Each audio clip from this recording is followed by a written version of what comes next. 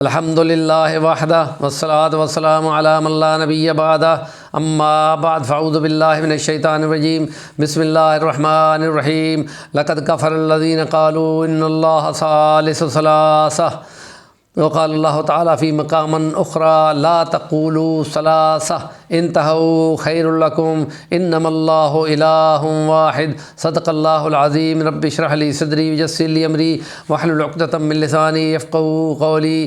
25 دسمبر عیسائیت کا ایسٹر کا تہوار ہے۔ وہ یہ کہتے ہیں کہ حضرت عیسیٰ علیہ السلام کو خدا تعالیٰ نے اپنا بیٹا بنا کر جنا تھا۔ یہ کفر کا عقیدہ ہے جس کے لیے تثلیث کا لفظ بولا جاتا ہے، انگریزی میں ٹرینٹی کا لفظ بولا جاتا ہے، اور قرآن میں خدا کہہ چکا ہے کہ جنہوں نے 3 بولا انہوں نے کفر کیا۔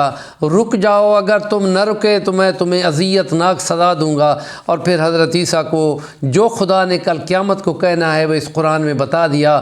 یا عیسیٰ ابن مریم انت قلت للناس اتخذونی وامی الہین من دون اللہ، اے عیسیٰ اور تیری ماں مریم، تم بتاؤ کہ تم نے لوگوں کو کہا تھا ہمیں خدا کے سوا 2 خدا بنا لینا، تو اس کے جواب میں وہ جو کہیں گے قرآن نے بتا دیا ہے، وہ کہیں گے اے خدا ہماری کیا مجال، ہم نے تو وہی کہا جو توحید کا نعرہ تم نے ہمیں دیا، ہم نے وہی پہنچایا، اور جب ہم نہیں رہے اور پھر تو جانے اور تیرے بندے جانے۔ تو یہ عقیدہ ٹرینٹی کا ہے اور اس میں تثلیث کا ہے۔ اور تقی عثمانی مد ظلہ العالی نے عیسائیت کیا ہے اپنی کتاب لکھی ہے، اور وہ یہ کہتے ہیں کہ مجھے اس تکلیف کتاب کو پڑھنے پڑھانے سمجھنے سمجھانے پہ جتنا زور اور قوت لگ گئی، ساری علم کی قوت ایک طرف اور اس کتاب کو سمجھنے سمجھانے کی قوت ایک طرف، اتنا مشکل ٹاپک ہے۔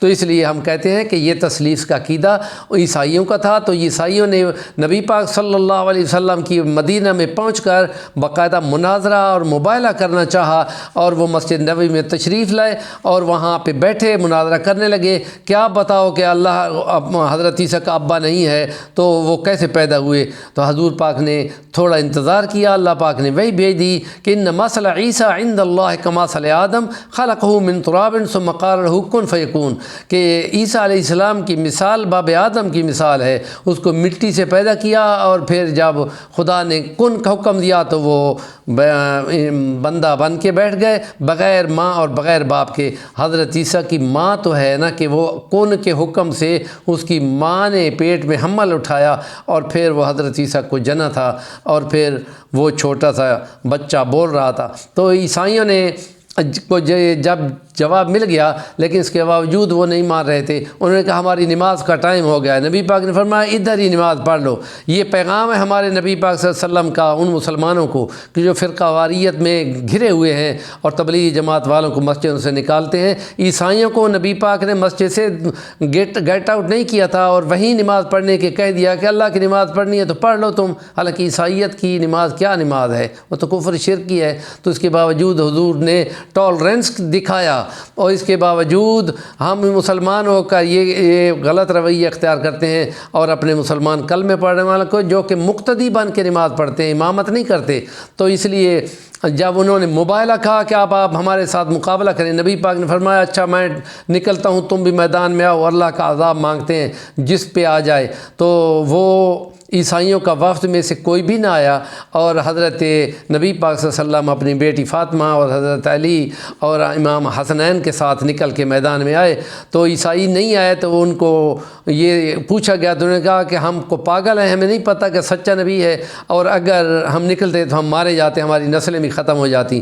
تو ان 2 پادریوں میں سے جو چرچ کے پادری آ رہے تھے، ان میں سے 2 میں سے ایک کو ٹھوکر لگی، اس نے نبی پاک کو غلط بول دیا، دوسرا انہوں نے سخت جھڑکا اور اس کو کہا کہ کیا کہتے ہو، مت بولو یہ لفظ، خدا کا خوف کرو، وہ سچا نبی ہے۔ انہوں نے کہا کہ لالا اگر وہ سچا نبی ہے تو ہم کیا مناظرہ کرنے جا رہے ہیں؟ انہوں نے کہا یہ پیٹ پہ ہاتھ مار کے کہتا ہے یہاں ککڑ اور بٹیر نہیں ملتے، ایسے عیسائی ہمیں کھلاتے پلاتے ہیں۔ اور اس نے کہا اچھا تم تو تتر بٹیر کھاتے رہو، میں تو یہ جا رہا ہوں۔ اور اس نے گھوڑا بھگایا اور نبی پاک صلی اللہ علیہ وسلم کے پاس آ کر مسلمان ہو گیا۔ اور عبداللہ ابن سلام یہودیوں کا بہت بڑا پادری عالم تھا، وہ بھی اسی طرح کلمہ پڑھ کے مسلمان ہو گیا۔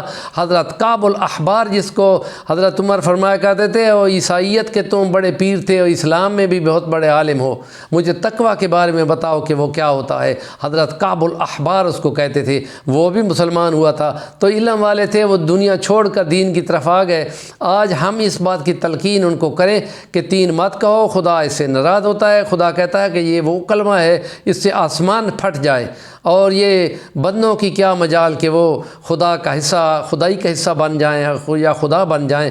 اس لیے یہ کفر کے عقیدے خدا قبول نہیں کرتا، اور جو شرک کرتا ہے اس کی کبھی بھی نجات نہیں ہوگی، سوائے اس کے کہ سوئی کے ناکے میں سے اونٹ گزر جائے تو نجات ہو جائے گی۔ یہ تو محالات میں سے ممکن ہی نہیں ہے۔ میرے چینل کا نام ہے صفی الرحمن الوانی، ضرور سبسکرائب کر لیں، اور اگر کمنٹ دیں گے تو آپ کی مہربانی ہوگی۔